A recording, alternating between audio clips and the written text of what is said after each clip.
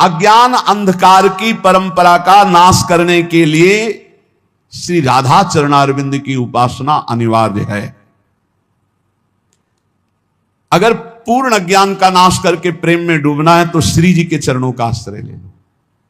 गोस्वामी तुलसीदास जी बड़ी प्रवीणता से श्री जानकी जी के चरणों में देख, जब किसी को विशिष्ट प्रेम मिला है प्रभु का तो प्रभु की प्रियतमा से ही प्राप्त हुआ है। जनक सुता जग जननी जानकी, अतिशय प्रिय करुणा निधान की, ताके जुग पद कमल मनाऊं, जा सुकृपा निर्मल मति पाऊं। प्रभु को निर्मल चाहिए ना, निर्मल मन जन सो मन पावा। कहां से होगा? बोले सिया जी की कृपा से होगा। प्राण प्रीतमा श्री राम जी की हे जनक नंदनी, आपके जुगल चरणारविंद की वंदना करता हूं। आप मेरी मति को निर्मल प्रेममय कर दीजिए। कभी किसी को कहीं भी विशिष्ट प्रेम, देखो हनुमान जी महाराज को सिया जी ही प्रेम दे रही, राम रसायन तुम्हारे पासा, सदा रहो रघुपति के दासा, तुम्हारे भजन राम को पावे। तुम्हारे भजन, ये सिद्धांत है, सिद्धांत है। बोले अपार अज्ञान अंधकार का नाश करके परम प्रेम प्रकाशित यदि हृदय में करना है तो श्री जी के चरणों का आश्रय लो। राशेश्वरी, सर्वेश्वरी, निकुंजेश्वरी श्री लाडली जी, जो इनकी उपासना करता है, सनंदन आदि महामुनियों ने, तत्व ज्ञाताओं ने यही उपदेश किया है। नारद जी आदि ने, सनक सनंदन सनातन सनत कुमार और तत्वज्ञानियों ने यही उपदेश किया है। इनकी कृपा के बिना शुद्ध तत्वबोध होना, प्रेम प्राप्त होना, यही एक स्वरूप से आत्मविद्या के रूप में विराजमान है। बिना श्री जी की कृपा के न बोध होता है न प्रेम होता है। नान्या गति कृष्ण पदारविंदात्, संदृश्यते ब्रह्म शिवादि वंदितात्, भक्तेच्छयोपतसु चिंत्य विग्रहा, दचिंत शक्ते रविचिंत शासयात्। ब्रह्मा शिवादि देवेश्वर भी जिनकी वंदना करते हैं, भक्तों की इच्छा के अनुसार जो चलने लगते हैं, देख लो ब्रह्मा शंकर आदि जिनकी चरण वंदना करते हैं और जो भक्तों की इच्छा के अनुसार चलने लगते हैं, इतने भगवान अधीन हैं अपने भक्तों की, भक्तों की इच्छा के अनुसार चलने लगते हैं। आप सोचो ना, ये कैसे हो सकता है कि सारथी के पद में वो बैठे हुए हैं जिनके चरण रखने की चौकी को भगवान शंकर ब्रह्मादि नमस्कार करते हैं। ध्येयम सदा परिभवग्नम अभीष्ट दोहम, तीर्थास्पदम शिव विरंचिनुतम शरण्यम, जो भक्तों की इच्छा के अनुसार चलने लगते हैं। एक बार अगर दुर्योधन को ठीक से समझाया जाए तो हे श्री कृष्ण, हो सकता है वो समझ सकता है। युधिष्ठिर जी ने कहा, तो जैसी आप आज्ञा करें, आप संधि के लिए जाइए। आप संधि दूत बन के जा रहे हैं। कौन? अखिल कुल ब्रह्मांडों के नायक। क्या आप अपने भक्तों की इच्छा के अनुसार चलने वाले हैं? पहले आप भक्त बनिए, पहले आप जोई जोई प्यारो करे सोई मोहि भावे, तब भावे मोहि जोई सोई सोई करे प्यारे। परम सुंदर, परम चिंतन करने योग्य, परम सुंदर लीला शरीर धारण करने वाले अचिंत शक्ति संपन्न प्रभु, अब तो आपके चरणारविंद के सिवा हमारी कोई दूसरी गति नहीं है। कृपास्य दैन्यादि युधि प्रजायते, यया भवे तो प्रेम विशेष लक्षणा, भक्तिर्हनन्याधिपतेर महात्मनः, साचोत्तमा साधन रूपिका परा। ऐसी कौन सी भक्ति है जिसमें भगवान भक्त के अनुसार चलने लगते हैं? बोले जिसमें अभिमान शून्य हो गया है और जो दैन्य युक्त हो गया है, उसमें सारे वो सद्गुण आ जाते हैं जिससे श्री कृष्ण विशेष उसके अधीन हो जाते हैं। दैन्य अभिमान शून्य के हृदय में वो सारे सद्गुण आ जाते हैं जिन सद्गुणों से रीछ कर प्रभु अधीन हो जाते हैं। श्री कृष्ण की विशेष कृपा उस साधक उपासक भक्त पर है जो अभिमान शून्य और दैन्य है। जो सर्वेश्वर प्रभु के चरणों का प्रेम प्राप्त करना चाहता है, वो अभिमान न करे, दैन्य रहे, दीन भाव लाए, उत्तम साध्य भक्ति का लक्षण है दैन्य भाव, अभिमान शून्यता। और तो सब भक्ति साधारण भक्ति के अंतर्गत आती है। दैन्य और अभिमान शून्य होकर निरंतर अपने इष्ट के चिंतन में रहना, यह सर्वोत्तम भक्ति का लक्षण है।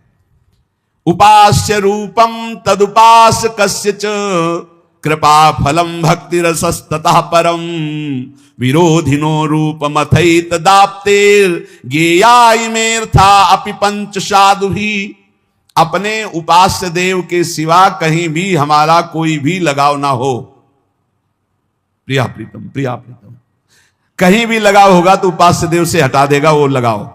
संसार का लगाव कहीं भी होगा, हिरण में लगाव हुआ तो हटा दिया उपास्य देव से। ऐसे महापुरुष को जिनके स्वयं पिता भगवान ऋषभ देव जी हैं, भगवान के अवतार हैं, वो इतना गाढ़ प्रेम हिरण से हो गया, लगाव हो गया कि भगवान का भजन साधन पूजन सब छूट गया।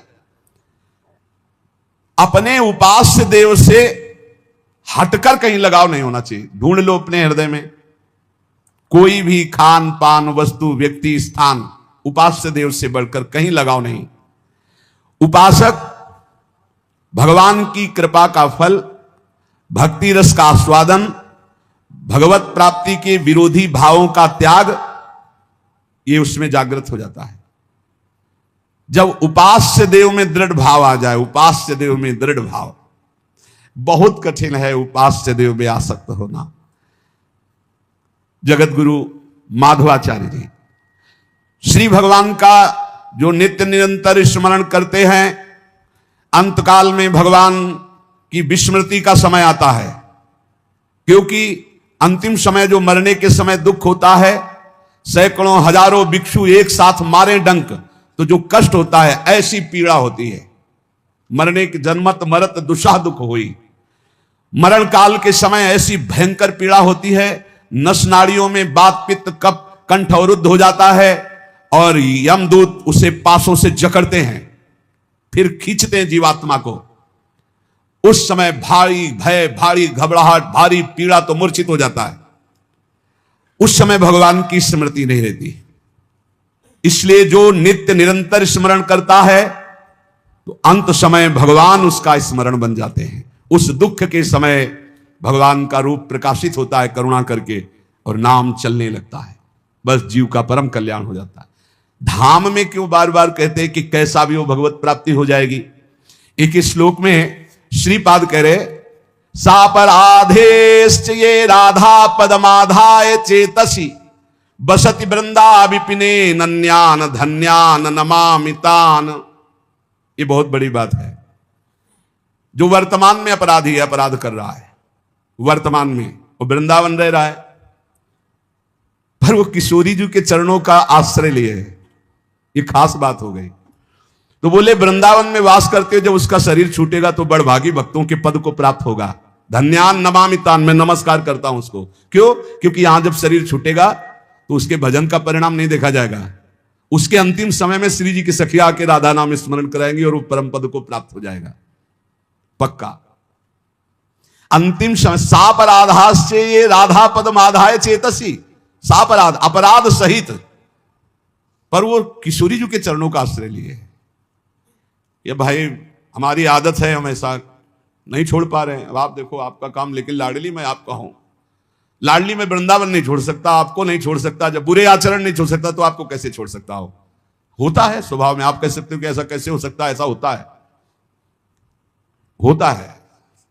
स्वभाव बहुत विचित्र है, स्वभाव बहुत विचित्र। जो जैसा होता है। एक बहुत रईस घर के महात्मा थे, बड़े विरक्त थे, पर एक कपड़ा भी ना उसको एकदम ऐसे चश्मा जहां रखना, जैसे दो तीन चीजें थी। बड़े वैरागी, बड़े, पर वो बड़े घर में प्रकट हुए थे तो उनकी जो रहनी थी वो बताती थी कि किसी विशिष्ट घर के है। एक भी कपड़ा ऐसे नहीं, जो भी जहां एकदम उनका अभ्यास था, बहुत ही सफाई सुरक्षा एकदम। एक अचला, एक झोली, एक छड़ी, चश्मा, बड़े वैरागी। रात में कब चले गए पता ही नहीं चलता, किसी से आसक्ति नहीं, पर दूर से देखने से लगता था कि इनका विलासितापूर्ण जीवन रहा है। मतलब बड़े घरों के रहे। जो जैसे अभ्यास का होता है उसका अभ्यास झलकता है। अब जैसे पूर्वाभ्यास पापाचरण का है, और उसने जान लिया कि अब मैं बहुत नीच हूं, अब मेरा कल्याण कैसे होगा। महिमा सुनी वृंदावन की, वृंदावन वास करने लगा, लेकिन उसका आचरण ऐसा है। बोले वो जब यहां शरीर छोड़ेगा, नियम लिया था कि वृंदावन वास किए हो, तो अंतिम समय राधा नाम स्मरण सखियां यहां कराती हैं। ये हमें हितधाम में श्री जी ने स्वयं अनुभव कराया था, ये दृश्य दिखाया था। तो कीर्तनिया बाबा ने कहा कहीं पढ़ा है क्या? उस समय वो सत्संग में आते थे। ऊपर गए कुटिया में, कहा एक प्रश्न है कि आपने आज नई बात हमें बताई कि जब यहां शरीर कोई छोड़ता है वृंदावन में, तो वृंदा सखी के आदेश से सखियां राधा नाम सुनाती हैं, तो ये आपने कहीं पढ़ा है क्या? तुम कहा अगर आप विश्वास माने तो हमने पढ़ा नहीं, लेकिन कल ही हमको यहाँ पढ़ाया गया था इस कुटिया के ऊपर, यही हमें स्वप्न में श्री जी ने ऐसा अनुभव कराया। तो वो स्वप्न जैसा नहीं था कि हमारी कोई कल्पना हो, वो सीधे परिचय दिया गया था वृंदावन का। अब जैसे कहा गया कि नहीं लिखा है, एक बार शरणानंद स्वामी से कहा ये कहीं लिखा तो है नहीं, तो बोले लिख लो ना, लिख लो, नए ग्रंथ की रचना कर लो, जो हृदय में आ रहा है उसको लिख लो, नई बात लिख लो। और ये विश्वास की बात है, पक्का विश्वास की बात है, श्री जी जो बोली थी, साप राधास्य ये राधा पद माधाय चेतसी वसति वृंदावन विपिने अनन्यान धन्यान नमामितान, मैं नमस्कार करता हूं उसको, ऐसी गति को प्राप्त होगा वो। तो यहां कह रहे हैं करोड़ों बीछियों के मारने का, डंक मारने का एक साथ जो दर्द हो। कभी किसी को बीछी मारा है? इतने लोगों बीछी मारा तो देखो बिजली का करंट जैसा एकदम बढ़िया स्वाद आता है, जिधर देखो उधर लहरें मारती। हाँ, हमारे वहां सेनपुर में तो बिछियां ऐसी थी जैसे काले चीटे घूमते हो, केचुआ की तरह सांप घूमते थे। बहुत पुराना स्थान, वहां तो हर समय अलर्ट, सावधान, बिछखा पर सांप, बिच्छू, किंग कोबरा, लंबा एकदम फल का ढेर से, और कितने क्वालिटी के सर्प ऐसे, वहां नील गाय, खरगोश, ये सब वहां बड़ा मनोरम। गंगा जी एकदम जैसा ऋषि मुनियों की भूमि, ऐसे श्री स्वामी मंगनानंद की तपस्थली सेनपुर। अब धीरे धीरे आधुनिकता सब जगह प्रवेश कर रही। करोड़ भिक्षु एक साथ मारे तो कैसा है? एक भिक्षु में तो झाड़ने के, मंत्र झाड़ने वालों की खोज होने लगती है, औषधियां होने लगती है। करोड़ भिक्षु एक साथ मारे डंक, ऐसा प्राण निकलने, लेकिन वो भी छोटा होगा। जब कंठ अवरुद्ध होते हैं, प्राण निकलते हैं जीव की, बड़ी, उस समय भगवत स्मरण थोड़ी आता है। कोई भयानक कष्ट हो, फिर आप परीक्षा करो अपनी कि तुम्हारा चित्त कहां है। यही तो भक्ति का रंग है, तुम्हारा चित्त कहां है। अब कोई कष्ट का विषय हो, फिर देखो तुम्हारा चित्त कहां है। श्री जी में है, जीत गए, बढ़िया काम हो गया। संसार में है, घाटे की बात है। दुख में, साधारण दुख में नहीं, असाधारण दुख में तुम्हारी स्थिति कहां है। भयावह दुख में, भारी संकट, कहां गया मन? किसी के फोन नंबर पर, किसी पर नहीं, श्री जी पर, मेरी लाडली, मेरी प्रिया जी। ये अभ्यास आपको अंतिम समय बहुत बढ़िया काम करेगा। अगर जीवन भर भजन कर रहे हो तो अंतिम समय जब तुम्हारी बेहोश स्थिति होगी, उस समय भगवान तुम्हारा होश बन जाएंगे, प्रिया जी तुम्हारा होश बन जाएंगे, और स्मरण चलने लगेगा। सब दुखों की स्थिति कर्मानुसार होती है, श्रीमन माधवाचार्य जी। सब दुखों को भोगना अनिवार्य है, जो प्रारब्ध बन चुका है, कोई नहीं काट सकता। इसीलिए हम कहते हैं पाखंड में मत फंसो, ये आचार्यों की बातें समझो। शास्त्र रख के इसीलिए सामने चर्चा करते हैं कि शास्त्र में जो लिखा है, आचार्य जो कह रहे हैं, आचार्य भगवान ही कह रहे हैं। कोई जंतुर मंतुर टाल सकता है भला? भगवत ऋषि जी कह रहे हैं, आचार्यों की बात समझो। अनहोनी नहीं होई कछु, होनी मिटे न कोय, देखो सीता दशरथ अति समर्थ तह दोए। महापुरुष जन लिखे, सुनो ध्यान से। अनहोनी नहीं होई कछु, होनी मिटे न कोय, देखो सीता दशरथ अति समर्थ तह दोए। अति समर्थ तह दोए, राम भरता वशिष्ठ गुरु। बोले देख लो, जो होनी होना है वो हो के रहेगा, कोई पैदा नहीं हुआ कि टाल दे। इसीलिए हम चिल्ला चिल्ला कहते कि ड्रामे में मत फंसो, नौटंकी में मत फंसो। होनी जो होगी उसे कोई टाल नहीं सकता। बोले अति समर्थ हैं भगवान श्री राम।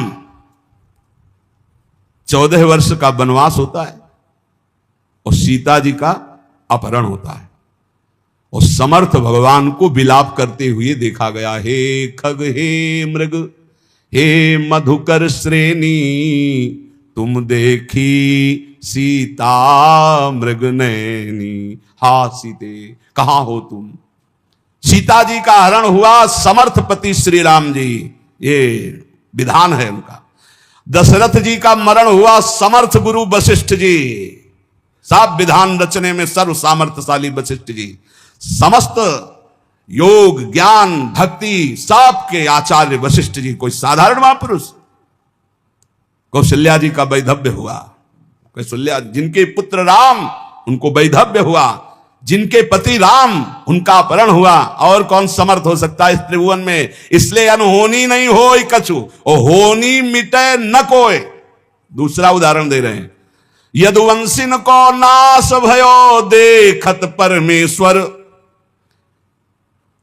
देखते देखते भगवान के नाश हो गया यदुवंशियों का। बाएं जंघा पर दाया चरण रखे पीपल की उसमें ऐसे बैठे हुए, सामने युद्ध हो रहा है, करोड़ों यदुवंशी आपस में कट कट के मर गए, मुस्कुराते रहे। होना है वो होनी होनी है, क्योंकि होनी का इन्हीं के अंदर से संकल्प बनता है। कैसे इसको समेटे? तो सांब जी के हृदय में आया, सब 9 युवक थे कि बाबा लोगों को कुछ समझ में आता है, कुछ है कि ऐसे ही जट्टा बढ़ाए घूम रहे हैं, क्या करें? बोले देखो इनकी परीक्षा ली जाए। तो सांब को दुल्हन बनाया और उनके पेट में ऐसे कड़ा बांध दी ऐसे, और धीरे धीरे पकड़कर सब सहेलियां बन के गए और दंडवत किया। बोले स्वामी जी ये नववधू गर्भवती है, क्या होगा इसके? तो बोले बेटा इसके वही होगा जो तुम्हारे कुल का नाश करेगा। वो तो ब्रह्म ऋषि, और तत्काल इतना बड़ा मूसल निकला, किसी से सलाह नहीं ली, डर कर गए और महाराज उग्रसेन से कहा कि ऐसा ऐसा गलती हो गई। तो उनका ऋषियों का श्राप तो भयंकर होता है, क्या किया जाए? बोले इसी को घस घस के समुद्र में फेंक देते हैं, इसी से श्राप हुआ है पूरा घस। एक छोटी सी कील बची, उसको मछली खा गई। वो कील व्याध ने अपने बाण की नोक में चढ़ाई, वो भगवान के चरण, भगवान से लेकर के पूरे यदुवंशियों का मिटिया मेट ये उन्हीं के संग। किसी ने सलाह नहीं ली थी भगवान से कि सांप हुआ है तो क्या किया जाए, क्योंकि उन्हीं बोले जो होना है उसे कोई टाल नहीं सकता, जो नहीं होना है वो हो नहीं सकता। यदुवंशियों को नाश भयो देखत परमेश्वर, परमेश्वर श्री कृष्ण के देखते देखते यदुवंशियों का नाश हो गया। और बोले अब परीक्षित का समय आया गिरने का। तो परीक्षित उर्ब्याल मृतक पहिरायो मौनी, वो मौन समाधि में थे, इनकी बुद्धि इतनी खराब हो गई कि मरा सर्प उनके गले में डाल दिया। तो श्रृंगी ऋषि ने श्राप दिया 7 दिन में तक्षक काटेगा। कोई रोक पाया? बड़े बड़े ब्रह्म ऋषियों की सभा, बड़े बड़े सब, कोई रोक पाया?